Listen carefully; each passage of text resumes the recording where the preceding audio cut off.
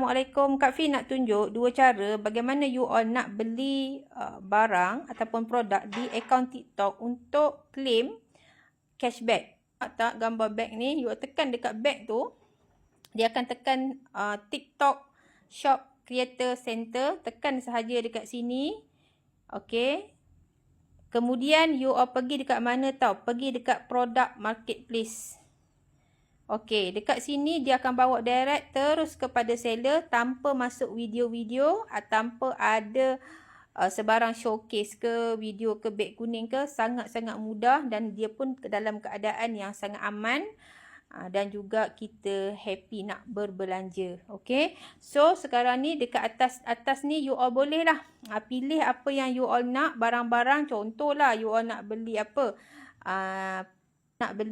You all nak beli sotong mainan. Okey, akak naga yang sekarang tengah hot kan. Okey, contohnya dekat mana? Okey, kita nak ambil yang ni, So, apa yang perlu you all buat dekat sini, jangan beli lagi dekat sini, tekan sahaja shop dekat bawah. Dia akan bawa terus korang ke dalam direct seller. Okey, di sini baru you all buat pembelian. Okey, jadi dekat sini you all nampak tak dekat troli atas tu ada anak panah. Tekan saja dekat atas tu. Kemudian you all copy link.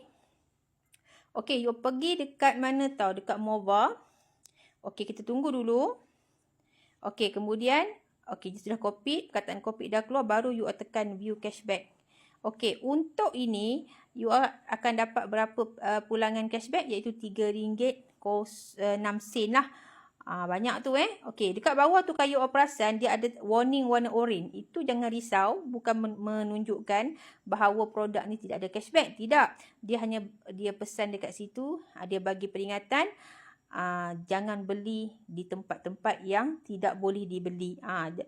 Cara yang kedua adalah sama juga, you all masuk dekat profile TikTok, kemudian you all perasan tak dekat bawah ni you all nampak dia tulis shop. You all tekan shop saja.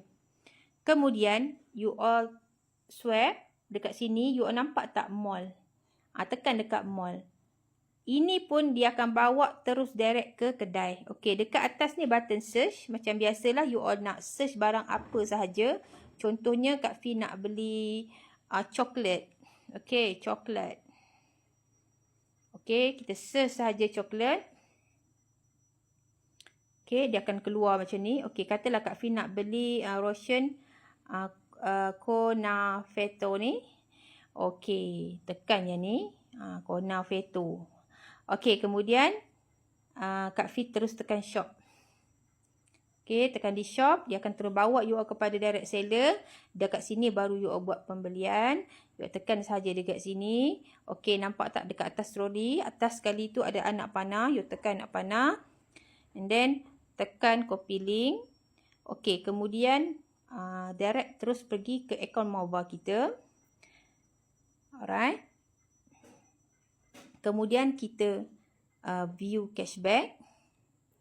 Okey, untuk coklat ni kita akan dapat pulangan sebanyak 44 sen. Cara nak beli senang saja. You order saja dekat TikTok, dia akan arah terus ke TikTok.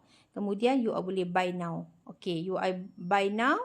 Kemudian buatlah pembayaran seperti biasa. Okey, terima kasih.